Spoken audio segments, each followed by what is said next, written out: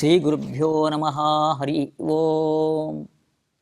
ಕಾಂತಾಯ ಕಲ್ಯಾಣ ಗುಣೈಕಧಾಮ್ನೆ ನವದ್ಯೋನಾಥ ಪ್ರತಿಮ ಪ್ರಭಾಯ ನಾರಾಯಣಾಯಾಖಿಲ ಕಾರಣಾಯ ಶ್ರೀ ಪ್ರಾಣನಾಥಾಯ ನಮಸ್ಕರೋಮಿ. ತಪಸ್ವಾಧ್ಯಾಯ ಶುಶ್ರೂಷಾ ಕೃಷ್ಣ ಪೂಜಾರತಂ ಮುನಿಂ ವಿಶ್ವೇಶಮಿಷ್ಟದಂ ವಂದೇ ಪರಿವ್ರಾಟ್ ಚಕ್ರವರ್ತಿನಂ. ತಾರ್ಕಿಕರನ್ನು ಕುರಿತು ಆಚಾರ್ಯರು ಸ್ವರೂಪಾಸಿದ್ಧಿ ದೋಷ ದುಃಖರಾಹಿತ್ಯ ಅನ್ನೋ ಹೇತು ಪಕ್ಷದಲ್ಲಿಲ್ಲ ಈಶ್ವರನಲ್ಲಿ. ಆದ್ದರಿಂದ ಸ್ವರೂಪಾಸಿದ್ಧಿ ದೋಷ ಬರುತ್ತೆ ಅಂತ ಸ್ವರೂಪಾಸಿದ್ಧಿ ದೋಷವನ್ನು ಹೇಳಿದಾಗ ಆ ದೋಷವನ್ನು ಪರಿಹಾರ ಮಾಡ್ಕೊಳ್ಳಿಕ್ಕೋಸ್ಕರವಾಗಿ ಉಪಾಧಿ ನಿಮಿತ್ತವಾದ ಭೇದ ಇದೆ ಅಂತ ತಾರ್ಕಿಕ ಹೇಳಿದ. ಅದಕ್ಕೆ ಔಪಾಧಿಕ ಭೇದ ಸತ್ಯನೋ ಅದು ಸುಳ್ಳು ಅಂತ ವಿಕಲ್ಪಗಳನ್ನು ಮಾಡಿ ಅದನ್ನು ಸತ್ಯ ಅಂತ ಹೇಳಿದರೆ ಆಗ ಸಮವಾಯ ಒಂದೇ ಅಂತನೋ ನಿನ್ನ ಮತಕ್ಕೆ ವಿರೋಧ ಬರುತ್ತೆ. ಇಲ್ಲ ಔಪಾಧಿಕ ಭೇದ ಸುಳ್ಳು ಅಂತ ಹೇಳಿದರೆ ಆವಾಗ ಈಶ್ವರನಲ್ಲಿ ದುಃಖವನ್ನು ಅಂಗೀಕಾರ ಮಾಡಬೇಕಾಗತ್ತೆ. ಸಮವಾಯವನ್ನು ಅನೇಕ ಅಂತ ಹೇಳಿದರೆ ಅಪಸಿದ್ಧಾಂತ ದೋಷ ಬರುತ್ತೆ ಅಂತ ಹೀಗೆಲ್ಲ ಬೇಕಾದಷ್ಟು ದೋಷಗಳನ್ನು ಅವರಿಗೆ ಹೇಳಿ, ಇಲ್ಲ ನೀನು ಕೂಡ ಸರಸದ್ ವಿಲಕ್ಷಣ ಅನಿರ್ವಚನೀಯ ಅನ್ನೋ ಪದಾರ್ಥವನ್ನು ಯಾವ ರೀತಿಯಾಗಿ ಬೇರೆ ವಾದಿಗಳು ಅಂಗೀಕಾರ ಮಾಡಿದ್ದಾರೆ ಹಾಗೆ ನೀನು ಕೂಡ ಈ ದೋಷಗಳನ್ನೆಲ್ಲ ಪರಿಹಾರ ಮಾಡಲಿಕ್ಕೆ ಸಮವಾಯ ಅಂತನ್ನೋದು ಅದು ಸತ್ತು ಅಲ್ಲ ಅಸತ್ತು ಅಲ್ಲ, ಎರಡೂ ಅಲ್ಲ. ನೀನು ಸತ್ಯನೋ ಅಸತ್ಯನೋ ಅಂತ ವಿಕಲ್ಪ ಮಾಡಿದೆಯಲ್ಲ, ಅದು ಸತ್ಯನೂ ಅಲ್ಲ ಅಸತ್ಯನೂ ಅಲ್ಲ, ಅದು ಸರಸದ್ವಿಲಕ್ಷಣ ಅನಿರ್ವಚನೀಯ ಅಂತ ಅವನ ಹಾಗೆ ನೀನು ಹೇಳಲಿಕ್ಕೆ ಬರೋದಿಲ್ಲ. ಮಾಯವನ್ ಮಾವದೇತ್ಪರಂ ಎಂಬುದಾಗಿ ಹಿಂದಿನ ಸಂಚಿಕೆಯಲ್ಲಿ ನಾವು ಓದಿದ್ವಿ. ಮುಂದೆ ಇವಾಗ ಅದೇ ವಾದವನ್ನು ಇನ್ನೂ ವಿಸ್ತಾರವಾಗಿ ವಿಮರ್ಶೆಯನ್ನು ಆಚಾರ್ಯರು ಮಾಡ್ತಾರೆ. ಬ್ರೂಯುರೌಪಾಧಿಕಂ ಭೇದಂ ಜ್ಞಾನಾದೀನಾಂ ಯದಾತ್ಮನಃ ನಿತ್ಯಾನಯ ತನ್ನಿರಾಸಾತ್ ಸ್ಯಾತ್ತಸ್ಯಾನಂತ ಧರ್ಮತಾ. ಜ್ಞಾನಾದಿ ಗುಣಗಳಿಗೆ ಪರಮಾತ್ಮನ ಗುಣಗಳು ಅಲ್ಲಿ ಔಪಾಧಿಕವಾದ ಭೇದವನ್ನು ಅಂಗೀಕಾರ ಮಾಡ್ತೀನಿ ಎಂಬುದಾಗಿ. ಜ್ಞಾನಾದೀನಾಂ ಆತ್ಮನಃ, ಪರಮಾತ್ಮನಿಗೂ ಜ್ಞಾನಾದಿ ಗುಣಗಳಿಗೂ ಕೂಡ ಭೇದ ಇದೆ. ಯಾಕೆಂದರೆ ಭೇದ ನಿಯಾಮಕವಾದ ಸಂಬಂಧ ಅವರು ಹೇಳಿದ್ರಲ್ಲ, ಗುಣಗುಣಿನೋಹ ಸಮವಾಯ ಎಂಬುದಾಗಿ. ಹೀಗೆ ಆ ಪರಮಾತ್ಮನಿಗೂ ಜ್ಞಾನಾನಂದಾದಿ ಗುಣಗಳಿಗೂ ಕೂಡ ಭೇದವನ್ನು ನೀನು ಹೇಳಬೇಕು. ಆ ಭೇದ ಔಪಾಧಿಕ ಅಂತ ಹಿಂದೆ ಹೇಳಿದೆಯಾ. ಹಾಗಾದರೆ ಇವಾಗ ಔಪಾಧಿಕ ಭೇದ ಸತ್ಯನೋ ಅದು ಅಸತ್ಯನೋ ಅಂತ ವಿಕಲ್ಪವನ್ನು ಮಾಡಿ ಅದನ್ನು ನಿರಾಕರಣೆ ಮಾಡಿದರು. ಅದಕ್ಕೆ ಆ ಭೇದ ನಿರಾಕರಣೆ ಮಾಡಿದಾಗ ಪರಮಾತ್ಮನಲ್ಲಿ ಅನಂತವಾದ ಗುಣಗಳಿದೆ ಅಂತ ಸಿದ್ಧ ಆಯಿತು. ಆದರೆ ಪರಮಾತ್ಮನಿಗೂ ಗುಣಗಳಿಗೂ ಕೂಡ ಭೇದ ಇಲ್ಲ. ಇವಾಗ ಔಪಾಧಿಕಂ ಭೇದಂ ನೀನು ಹೇಳಿದ್ದು ಅದಾಗಲೇ ನಿರಾಕರಣೆ ಮಾಡಿ ಆಯಿತು. ನಿತ್ಯ ಅನಯ ತನ್ನಿರಾಸಾತ್, ಅನಯ ನಿತ್ಯ ಈ ಸಮವಾಯ ಔಪಾಧಿಕವಾದ ಭೇದ ಇದೆ ಸಮವಾಯಕ್ಕೆ ಅಂತ ನೀನು ಹೇಳಿದಾಗ ಅದನ್ನು ಸತ್ಯನೋ ಅಸತ್ಯನೋ ಅಂತ ವಿಕಲ್ಪಗಳನ್ನು ಮಾಡಿ ನಾವು ನಿರಾಕರಣೆ ಮಾಡಿದ್ದೀವಿ. ಅದನ್ನು ಔಪಾಧಿಕ ಭೇದವನ್ನು ಕೂಡ ನಿರಾಕರಣೆ ಮಾಡಿದಂತೆ ಆಯಿತು. ಅದನ್ನು ಜ್ಞಾನಾದಿ ಗುಣಗಳಿಗೂ ಪರಮಾತ್ಮನಿಗೂ ಕೂಡ ಔಪಾಧಿಕವಾದ ಭೇದ ಇಲ್ಲ, ಉಪಾಧಿ ನಿಮಿತ್ತವಾದ ಭೇದ ಇಲ್ಲ. ಹಾಗಾದರೆ ಗುಣಗಳಲ್ಲಿ ಭೇದವನ್ನು ಸ್ವಾಭಾವಿಕ ಅಂತ ಒಪ್ಪಿಕೊಳ್ಬೇಕಿವಾಗ. ಗುಣಗಳ ಭೇದ ಸ್ವಾಭಾವಿಕವಾಗಿದೆ ಅಂತ ಒಪ್ಪಿದ ಮೇಲೆ ಭಗವಂತನಲ್ಲಿ ಅನಂತವಾದ ಗುಣಗಳನ್ನು ಅಂಗೀಕಾರ ಮಾಡಬೇಕಾಗತ್ತೆ ಅಂತ ಆಚಾರ್ಯರು ಆ ಗುಣಗಳಿಗೂ ಪರಮಾತ್ಮನಿಗೂ ಕೂಡ ಭೇದ ಇದೆಯೋ ಅಭೇದ ಇದೆಯೋ. ನೀನಂತೂ ಇವಾಗ ಭೇದವನ್ನು ಸ್ವಾಭಾವಿಕ ಅಂತ ಹೇಳಿದೆಯಾ. ಭೇದವನ್ನು ಸ್ವಾಭಾವಿಕ ಅಂತ ಹೇಳಿದ ಮೇಲೆ ಅನಂತವಾದ ಗುಣಗಳು ಈಶ್ವರನಲ್ಲಿದೆ ಎಂಬುದಾಗಿ ವೇದ ಹೇಳಿದಂತೆ ಅದನ್ನು ಒಪ್ಕೊಳ್ಬೇಕು. ಅನಂತವಾದ ಗುಣಗಳಿದೆ ಅಂತ ವೇದ ಹೇಳಿದೆ. ಆ ಗುಣಗಳಿಗೂ ಪರಮಾತ್ಮನಿಗೂ ಕೂಡ ಅಭೇದವನ್ನು ಹೇಳಲಿಕ್ಕೆ ಬರುತ್ತೆ. ಅಲ್ಲ, ಅಭೇದವನ್ನು ಹೇಳಿಬಿಟ್ರೆ ಈಶ್ವರನಲ್ಲಿ ಗುಣಗಳಿದೆ ಅಂತ ಭೇದ ವ್ಯವಹಾರ ಕೊಡಿಸೋದು ಹೇಗೆ? ಭೇದವನ್ನು ಅಂಗೀಕಾರ ಮಾಡೋದಿಲ್ಲ, ಆ ಭೇದದ ಸ್ಥಳದಲ್ಲಿ ವಿಶೇಷವನ್ನು ಅಂಗೀಕಾರ ಮಾಡ್ತೀವಿ. ಭೇದ ಪ್ರತಿನಿಧಿಯಾದ ವಿಶೇಷವನ್ನು ಅಂಗೀಕಾರ ಮಾಡಿ ಈಶ್ವರನಿಗೂ ಈಶ್ವರನ ಗುಣಗಳಿಗೂ ಕೂಡ ಆ ಭೇದವನ್ನೇ ನಾವು ಅಂಗೀಕಾರ ಮಾಡ್ತೀವಿ.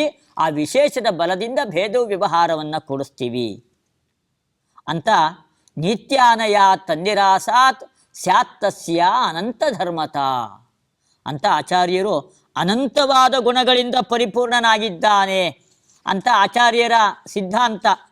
ಇದನ್ನು ಆಚಾರ್ಯರು ಪ್ರಾರಂಭದಲ್ಲೇ ಇದನ್ನು ಪ್ರತಿಜ್ಞೆ ಮಾಡಿ ಆಗಿದೆ. ಇದನ್ನು ಅವರು ಆ ಪ್ರಾರಂಭದಲ್ಲಿ ಪ್ರತಿಜ್ಞೆ ಮಾಡಿದ್ದನ್ನೇ ಇವಾಗ ಆಚಾರ್ಯರು ಅದನ್ನೇ ವಿಸ್ತಾರವಾಗಿ ಪ್ರತಿಪಾದನೆ ಮಾಡ್ತಾ ಇದ್ದಾರೆ. ಪ್ರಾರಂಭದಲ್ಲಿ ಅವರ ಪ್ರತಿಜ್ಞೆ ನಾರಾಯಣೋ ಅನಂತಗುಣೋ, ಇದು ಪ್ರಾರಂಭದಲ್ಲಿ ಬಂದಿದ್ದಿದ್ದು. ಇದಾಗಲೇ ಹಿಂದೆ 8ನೇ ಶ್ಲೋಕದಲ್ಲಿ ಇದಾಗಲೇ ಬಂದಾಗಿದೆ, ಇದು ನಾರಾಯಣೋ ಅನಂತಗುಣೋ ಎಂಬುದಾಗಿ. ಅದನ್ನು ಆಚಾರ್ಯರು ಇಲ್ಲಿವರೆಗೂ ಕೂಡ ಸಾಧನೆ ಮಾಡ್ತಾ ಬಂದಿದ್ದಾರೆ. ಮುಂದೆ ಇವಾಗ ಈ ಸಮವಾಯ ಸಂಬಂಧ ಅದರ ನಿರಾಕರಣೆಯನ್ನೇ ಇನ್ನೂ ಕೆಲವು ಯುಕ್ತಿಗಳಿಂದ ಅದನ್ನು ಮಾಡ್ತಾ ಇದ್ದಾರೆ. ಗುಣಾದಿಭೇದೇ ಸಂಬಂಧಂ ಅಪೇಕ್ಷಾಪ್ಯನವಸ್ಥಿತೇ ವಿಶೇಷ ಮಾತ್ರೇಣಾನಂತ್ಯಂ ಗುಣಾನಾಂ ಶೋಭತೆ ವಿಭೋಹೋ. ಅವಯವ ಅವಯವಿ ಇವುಗಳಿಗೆ ಸಮವಾಯ ಸಂಬಂಧ, ಗುಣ ಗುಣಿ ಇವುಗಳಿಗೆ ಸಮವಾಯ ಸಂಬಂಧ, ಕ್ರಿಯಾವತ್ತಾದ ದ್ರವ್ಯ ಅವುಗಳಿಗೂ ಕೂಡ ಪರಸ್ಪರವಾಗಿ ಸಮವಾಯ ಸಂಬಂಧ, ಜಾತಿ ಮತ್ತು ವ್ಯಕ್ತಿ ಅವುಗಳಿಗೂ ಸಮವಾಯ ಸಂಬಂಧ, ವಿಶೇಷ ಮತ್ತು ನಿತ್ಯ ದ್ರವ್ಯಗಳು ಅವುಗಳಿಗೂ ಕೂಡ ಪರಸ್ಪರವಾಗಿ ಸಮವಾಯ ಸಂಬಂಧ. ಹೀಗೆ ಸಮವಾಯ ಅಂತನ್ನೋ ಸಂಬಂಧವನ್ನು ನ್ಯಾಯದರ್ಶನದಲ್ಲಿ ಪ್ರತಿಪಾದನೆ ಮಾಡಿದ್ದಾರೆ. ಪೃಥ್ವಿನಲ್ಲಿ ಗಂಧ ಇದೆ, ಜಲದಲ್ಲಿ ಶೀತಸ್ಪರ್ಶ ಇದೆ, ಆಕಾಶದಲ್ಲಿ ಶಬ್ದ ಇದೆ, ಅಲ್ಲೆಲ್ಲ ಕಡೆಯಲ್ಲೂ ಕೂಡ ಸಮವಾಯ ಅಂತನ್ನೋ ಸಂಬಂಧ ಇದೆ ಎಂಬುದಾಗಿ. ಹೀಗೆ ಗುಣ ಮತ್ತು ಗುಣಿ ಅವುಗಳಿಗೆ ಭೇದವನ್ನು ಅಂಗೀಕಾರ ಮಾಡಿ ಆ ಭೇದ ನಿಯಾಮಕವಾದ ಸಮವಾಯ ಅಂತನ್ನೋ ಸಂಬಂಧವನ್ನು ಅಂಗೀಕಾರ ಮಾಡಿದ್ದಾರೆ. ಅದಕ್ಕೆ ಆಚಾರ್ಯರು ಹೇಳ್ತಾ ಇದ್ದಾರೆ, ನೀವು ಹೀಗೆ ಭೇದವನ್ನು ಅಂಗೀಕಾರ ಮಾಡಿ ಅಲ್ಲೊಂದು ಸಂಬಂಧ ಇದೆ ಅಂತ ಅಂಗೀಕಾರ ಮಾಡಿದರೆ ನಿಮಗೆ ಅನವಸ್ಥಾ, ಅಪ್ರಾಮಾಣಿಕ ಪರಂಪರಾ ಕಲ್ಪನಾ, ಅದನ್ನೇ ಅನವಸ್ಥಾ ಎಂಬುದಾಗಿ ಕರೆಯೋದು. ಈ ಅನವಸ್ಥಾ ಎಂಬ ದೋಷ ನಿಮಗೆ ಬರುತ್ತೆ ಎಂಬುದಾಗಿ, ಅಪ್ರಾಮಾಣಿಕವಾದ ಪರಂಪರೆಯನ್ನು ಕಲ್ಪನೆ ಮಾಡ್ತಾ ಹೋಗೋದು, ಅದಕ್ಕೆ ಅನವಸ್ಥಾ ಎಂಬುದಾಗಿ ಹೇಳ್ತಾರೆ. ಆ ದೋಷ ನಿಮಗೆ ಬರುತ್ತೆ ಎಂಬುದಾಗಿ ಆಚಾರ್ಯರು ನೈಯಾಯಿಕರನ್ನು ಕುರಿತು ಇದನ್ನು ಹೇಳ್ತಾ ಇದ್ದಾರೆ. ಯಾಕೆ ಅನವಸ್ಥಾ ಎಂಬುದಾಗಿ ದೋಷ? ಗುಣಗುಣಿಗಳಿಗೆ ಭೇದ ಇದೆ, ಭೇದ ನಿಯಾಮಕವಾಗಿರ್ತಕ್ಕಂತಹ ಒಂದು ಸಂಬಂಧವನ್ನು ಬೇರೆ ಅಂಗೀಕಾರ ಮಾಡ್ತಾ ಇದ್ದೀರಾ. ಆ ಸಮವಾಯ ಎಲ್ಲಿದೆ ಅಲ್ಲೂ ಕೂಡ ಸಮವಾಯಕ್ಕೂ ಆ ವಸ್ತುವಿಗೂ ಕೂಡ ಭೇದ, ಆ ಭೇದಿಯಾದಕ್ಕೂ ಸಮವಾಯಕ್ಕೂ ಮತ್ತೊಂದು ಭೇದ. ಹೀಗೆ ಅನೇಕ ಸಮವಾಯಗಳನ್ನು ಅಂಗೀಕಾರ ಮಾಡ್ತಾ ಹೋಗಬೇಕು. ಆದರೆ ನಿಮ್ಮ ಹತ್ತಲ್ಲಿ ಅನೇಕ ಸಮವಾಯಗಳನ್ನು ಅಂಗೀಕಾರ ಮಾಡಿಲ್ಲ. ಆ ಗುಣ ಮತ್ತು ಗುಣಗಳಿಗೆ ಭೇದ ಇದೆ ಅಂತ ಹೇಳ್ತಾ ಹೋದಾಗ ಭೇದವು ವಿಶೇಷಣ, ಆ ಗುಣ ಗುಣಿಗಳಿಗೆ ಭೇದ ಇದೆ ಅಂತ ಅಂಗೀಕಾರ ಮಾಡಿದೆ. ವಿಶೇಷಣ ವಿಶೇಷ ಭಾವ ಕೂಡಬೇಕು. ಆ ವಿಶೇಷ ಭಾವನೆ ಕೂಡೋದಿಲ್ಲ ಭೇದವನ್ನು ಅಂಗೀಕಾರ ಮಾಡದೇ ಇದ್ದರೆ. ಅಲ್ಲಿ ಭೇದವು ವಿಶೇಷಣ, ಹೀಗೆ ವಿಶೇಷ ಭಾವ ಕೂಡಬೇಕಾದರೆ ಭೇದವನ್ನು ಅಂಗೀಕಾರ ಮಾಡಬೇಕು. ಆ ಭೇದಕ್ಕೂ ಗುಣಗುಣಿಗಳಿಗೂ ಕೂಡ ಮತ್ತೊಂದು ಭೇದವನ್ನು ಅಂಗೀಕಾರ ಮಾಡಬೇಕು. ಹೀಗೆ ಭೇದದ ಪರಂಪರೆಯನ್ನೇ ಕಲ್ಪನೆ ಮಾಡ್ತಾ ಹೋಗಬೇಕಾಗತ್ತೆ. ಆದ್ದರಿಂದ ಗುಣ ಮತ್ತು ಗುಣಿಗಳಿಗೆ ಭೇದವನ್ನು ಅಂಗೀಕಾರ ಮಾಡಲೇಬಾರ್ದು. ಹಂಗಾರೆ ಏನು ಮಾಡಬೇಕಿವಾಗ ಅಂತ ಹೇಳಿದರೆ ಅಭೇದವನ್ನೇ ಅಂಗೀಕಾರ ಮಾಡಬೇಕು ಎಂಬುದಾಗಿ. ಅಲ್ಲ, ಅಭೇದವನ್ನು ಅಂಗೀಕಾರ ಮಾಡಿದಾಗ ದೋಷ ಇಲ್ವಾ? ಆವಾಗ ದೋಷ ಇಲ್ಲೇ ಇಲ್ಲ. ಯಾಕೆ? ನಾವು ಭೇದ ವ್ಯವಹಾರವನ್ನು ಕೂಡಿಸ್ಲಿಕ್ಕೋಸ್ಕರವಾಗಿ ವಿಶೇಷವನ್ನು ಅಂಗೀಕಾರ ಮಾಡ್ತೀವಿ. ವಿಶೇಷ ಮಾತ್ರೇಣ ಆನಂತ್ಯಂ, ಭೇದ ಇಲ್ಲದೆ ಇರತಕ್ಕಂತಹ ಪದಾರ್ಥದಲ್ಲಿ ಭೇದ ಪ್ರತಿನಿಧಿಯಾಗಿ ವಿಶೇಷವನ್ನು ಒಪ್ಕೊಳ್ತೀವಿ. ಅದರಿಂದಲೇ ಭೇದ ವ್ಯವಹಾರದ ನಿರ್ವಹಣೆಯನ್ನು ಮಾಡ್ತೀವಿ. ಹೀಗೆ ಪರಮಾತ್ಮನಲ್ಲಿ ಅನಂತವಾದ ಗುಣಗಳಿದೆ ಎಂಬುದು ಇದರಿಂದ ಸಿದ್ಧ ಆಗತ್ತೆ. ಅನಂತವಾದ ಗುಣವುಳ್ಳವನು ಆನಂದ, ಜ್ಞಾನ, ಹೀಗೆ ಅನೇಕ ಗುಣಗಳು ಅವನಲ್ಲಿ ಇದೆ ಎಂಬುದಾಗಿ. ಆ ಗುಣಗಳು ಈಶ್ವರನಿಂದ ಅಭಿನ್ನವಾಗಿದೆ. ವಿಶೇಷದ ಬಲದಿಂದಾಗಿ ಅಲ್ಲೇನು ಮಾಡ್ತೀವಿ, ಭೇದ ವ್ಯವಹಾರವನ್ನು ಕೂಡಿಸ್ತೀವಿ. ಹೀಗೆ ಸಮವಾಯವನ್ನು ಅಂಗೀಕಾರ ಮಾಡದೆ, ಭೇದವನ್ನು ಅಂಗೀಕಾರ ಮಾಡದೇನೇನೆ ಅಭೇದ ಈಗಾಗಲೇ ಸಿದ್ಧ ಆಗಿದೆ. ಅಭೇದದ ಬಲದಿಂದಲೇ ಇದೆಲ್ಲವನ್ನು ಕೂಡ ಕೂಡಿಸ್ಲಿಕ್ಕೆ ಬರ್ತಾ ಇದೆ. ವಿಶೇಷದ ಬಲದಿಂದ ಭೇದ ವ್ಯವಹಾರವನ್ನು ನಿರ್ವಹಣೆ ಮಾಡಲಿಕ್ಕೆ ಬರ್ತಾ ಇದೆ ಅಂತ ಆಚಾರ್ಯರು ಹೇಳಿ, ಮುಂದೆ ತುಂಬ ದೊಡ್ಡ ವಾದ, ಒಂದು ಶಾಂಕರ ಸಿದ್ಧಾಂತ, ಇನ್ನೊಂದು ಬೌದ್ಧರ ಸಿದ್ಧಾಂತ. ಎರಡಕ್ಕೂ ಕೂಡ ವೈಲಕ್ಷಣ್ಯ ಇದೆಯೋ ಇಲ್ಲೋ, ವ್ಯತ್ಯಾಸ ಇದೆಯೋ ಇಲ್ಲೋ ಎಂಬುದಾಗಿ ಅದನ್ನು ಕೂಡ ಆಚಾರ್ಯರು ತುಂಬ ವಿಸ್ತಾರವಾಗಿ ಅದನ್ನು ವಿಮರ್ಶೆ ಮಾಡ್ತಾರೆ.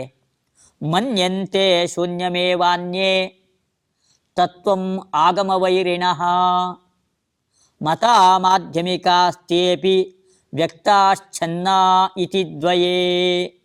ಬೌದ್ಧರು ಅವರಲ್ಲಿ ಶೂನ್ಯವಾದಿಗಳು ಎಂಬುದಾಗಿ, ಶೂನ್ಯವನ್ನೇ ಪ್ರಧಾನವಾದ ಒಂದು ದೊಡ್ಡ ತತ್ವ ಎಂಬುದಾಗಿ ಅವರು ಪ್ರತಿಪಾದನೆ ಮಾಡಿದ್ದು. ಇದೆಲ್ಲ ಆಗಮ ವೈರಿಣಃ, ಇವರೆಲ್ಲ ಅನ್ಯೇ, ತಾರ್ಕಿಕರಲ್ಲ. ಹಿಂದೆ ತಾರ್ಕಿಕರ ವಿಚಾರ ಮುಗೀತು.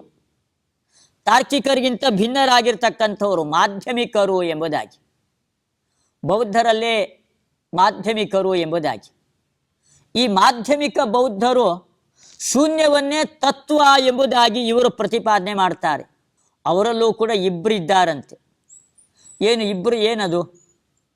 ಕೆಲವರು ವ್ಯಕ್ತಾಹ ಛನ್ನಾಹ, ಒಬ್ಬರು ವ್ಯಕ್ತಾಹ, ಬಹಿರಂಗವಾಗಿಯೇನೆ ಪ್ರಕಟವಾಗಿಯೇನೆ ಬೌದ್ಧರು. ಇನ್ನೊಬ್ಬರು ಛನ್ನಾಹ, ಅವರು ನಾವು ಬೌದ್ಧರು ಅಂತ ಹೇಳ್ಕೊಳ್ಳೋದಿಲ್ಲ, ಸ್ವಲ್ಪ ಶಬ್ದಗಳನ್ನು ಮಾತ್ರ ಬದಲಾವಣೆ ಮಾಡಿಬಿಡೋದು. ಶಬ್ದಗಳನ್ನು ಮಾತ್ರ ಬದಲಾವಣೆ ಮಾಡಿ ನಾವು ಬೌದ್ಧರಲ್ಲ ಎಂಬುದಾಗಿ ಹೇಳ್ಕೊಳ್ಳೋರು.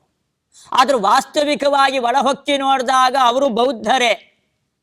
ಹೀಗೆ ಪ್ರಕಟ ಬೌದ್ಧರು, ಪ್ರಚ್ಛನ್ನ ಬೌದ್ಧರು, ಹೀಗೆ ಎರಡು ವಿಧರಾಗಿದ್ದಾರೆ ಅಂತ ಆಚಾರ್ಯರು ಈ ಎರಡು ದರ್ಶನಗಳಲ್ಲಿ ಯಾವ ವಿಧವಾದ ವೈಲಕ್ಷಣ್ಯವನ್ನು ಕೂಡ ನಾವು ಕಾಣಲಿಕ್ಕೆ ಸಾಧ್ಯ ಇಲ್ಲ ಅನ್ನೋದನ್ನು ಪ್ರತಿಪಾದನೆ ಮಾಡ್ತಾ ಇದ್ದಾರೆ.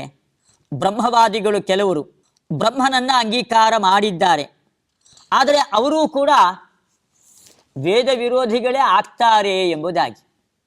ಶೂನ್ಯಂ ಬ್ರಹ್ಮಾಕ್ವಯೇನಾಹು ಸ್ವಾಂಶ್ಚ ವೇದಾಂತಿನೋಭ್ಯದುಹು ಅತತ್ವಾ ವೇದಕಂ ವೇದಂ ವದಂತಶ್ಚರಮೇಖಲಾಹ. ಇವರು ಬ್ರಹ್ಮನನ್ನ ತತ್ವ ಅಂತ ಅಂಗೀಕಾರ ಮಾಡಿದರೆ ವೇದಾಂತಿಗಳು ಎಂಬುದಾಗಿಯೇ ಪ್ರಸಿದ್ಧರಾಗಿರೋರು. ನಾವು ವೇದ ಪ್ರಾಮಾಣ್ಯವನ್ನು ಅಂಗೀಕಾರ ಮಾಡಿದ್ದೀವಿ ಅಂತ ಹೇಳ್ತಾರೆ, ಬ್ರಹ್ಮನನ್ನು ಒಪ್ಪಿಕೊಂಡಿದ್ದೀವಿ ಅಂತ ಹೇಳ್ತಾರೆ. ಆದರೆ ಶೂನ್ಯವಾದಿಗಳಿಗಿಂತ ಇವರಲ್ಲಿ ಹೆಚ್ಚಿನ ವ್ಯತ್ಯಾಸ ಏನೂ ಕೂಡ ಕಾಣೋದಿಲ್ಲ. ಆಚಾರ್ಯರು ಹೇಳ್ತಾರೆ, ಶೂನ್ಯಂ ಬ್ರಹ್ಮಾಕ್ವಯೇನ ಆಹುಹು. ಬೌದ್ಧರು ಹೇಳಿರ್ತಕ್ಕಂತಹ ಶೂನ್ಯವನ್ನೇ ಇವರು ಕೂಡ ಒಪ್ಪಿಕೊಂಡಿರೋದು, ಆದರೆ ಆ ಶಬ್ದ ಮಾತ್ರ ಬೇರೆ, ಶೂನ್ಯ ಅಂತ ಹೇಳೋದಿಲ್ಲ. ಅದನ್ನೇನೆ ಇವರು ಬ್ರಹ್ಮ ಅನ್ನೋ ಶಬ್ದದಿಂದ ಇವರು ಕರೀತಾರೆ. ಮಂತ್ರ, ಬ್ರಾಹ್ಮಣ, ಉಪನಿಷತ್ತು, ಹೀಗೆಲ್ಲ ವೇದದ ವೈವಿಧ್ಯಗಳು, ಮಂತ್ರ, ಬ್ರಾಹ್ಮಣ, ಉಪನಿಷತ್ತು ಎಂಬುದಾಗಿ ಅದೆಲ್ಲ ಮೂರು ವಿಧವಾಗಿದೆ ಎಂಬುದಾಗಿ ಅವರು ಹೇಳೋದು. ಅತತ್ವ ವೇದಕಂ ವೇದಂ ವದಂತಹ, ಇವರು ಹೇಳ್ತಾ ಇರೋದು ಇದೆಲ್ಲ ಅತತ್ವ ವೇದಕ ಎಂಬುದಾಗಿ. ಅಂದರೆ ಇದೆಲ್ಲ ತತ್ವವನ್ನು ಪ್ರತಿಪಾದನೆ ಮಾಡೋದಿಲ್ಲ. ತತ್ವ ಯಾವುದು ಅಂತಂದ್ರೆ ಬ್ರಹ್ಮವೇನೇ ತತ್ವ. ಆ ಬ್ರಹ್ಮತತ್ವವನ್ನು ಈ ಮಂತ್ರ, ಬ್ರಾಹ್ಮಣ ಇದ್ಯಾವುದು ಕೂಡ ಪ್ರತಿಪಾದನೆ ಮಾಡೋದಿಲ್ಲ. ಆದರೆ ಇದ್ಯಾವುದು ಕೂಡ ತತ್ವವೇದಕವಲ್ಲ.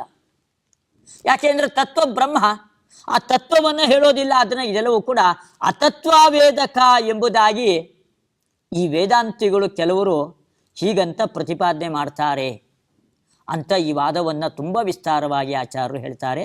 ಅದನ್ನು ಮುಂದಿನ ಸಂಚಿಕೆಯಲ್ಲಿ ಮತ್ತೆ ವಿಸ್ತಾರವಾಗಿ ನೋಡೋಣ.